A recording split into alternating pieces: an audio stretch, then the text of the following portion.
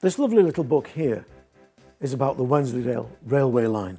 It was written by Christoher Awdry and illustrated by Colin Smithson, and it's called The Chips Express.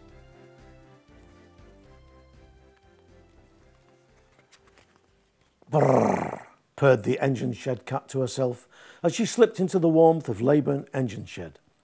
Lucy's driver and fireman were looking at the sky. "There's snow coming," they said. "We shall have to put your snowplough on, Lucy." Lucy was a tank engine with 4 big wheels and 4 small ones, and she'd been taking passengers up and down the line in the Dale for years.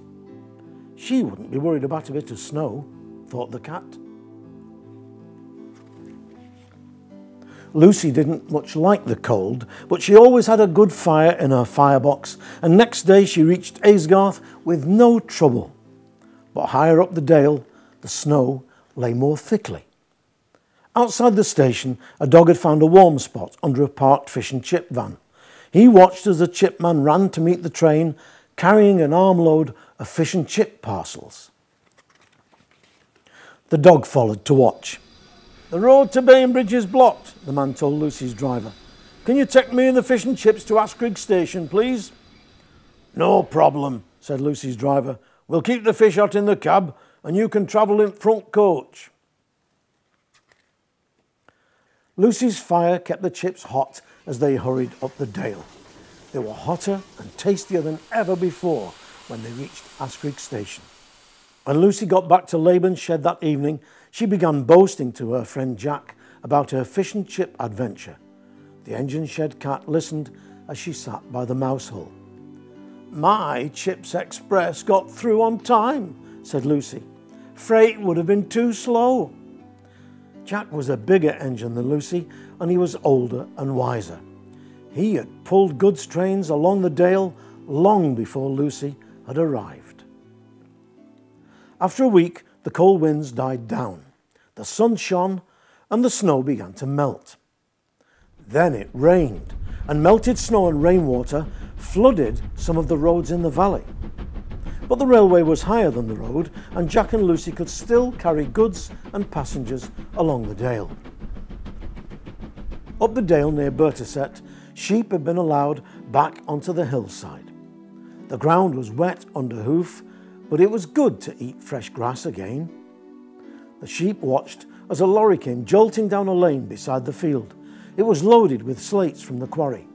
As the lorry approached the main road, the driver tried to stop. He pressed his foot hard down on the brake pedal. Nothing happened. The lorry driver swerved as he tried to stop and ran into a bank on the corner. The waterlogged soil collapsed around the lorry and slates spilled across the road. The sheep ran through the broken wall. "Sheep are out again," said the farmer, and drove them back up the hill. Then he saw the accident. The farmer climbed up and opened the lorry door. "Are you all right, mate?" he called. "Broken my leg, I reckon," said the lorry driver. Gently the farmer helped the driver out of the cab and onto his trailer. "I can't take you to hospital because it floods, but I'll phone the railway for help," he said. At Aysgarth station, the station master had to make a decision. "Leave the trucks," he told Jack's driver. "Get Jack to Hawes. There's a man to bring back to hospital. I've fixed for a van to be ready up there." Jack shunted his trucks out of the way and hurried up the line. Meanwhile at Hawes, a guard's van was being made warm and cosy, with its stove burning, and a mattress from the station master's spare bedroom was laid along one side. The tractor reached Hawes station just as Jack's whistle was heard in the distance. The lorry driver was quickly moved into the guard's van. "Right away, mate," said the guard to Jack's driver, and Jack set off as smoothly as he could. He knew which parts of the line were rougher than the others and went carefully there so as not to jolt the injured man. It seemed no time at all before they reached Leyburn. An ambulance took the lorry driver to hospital where his broken leg was set. Lucy was waiting when Jack returned to the shed. "I'm sorry for boasting about the Chips Express," she said. "You've done much better than me." "Oh no," said Jack. "We engines are here to help."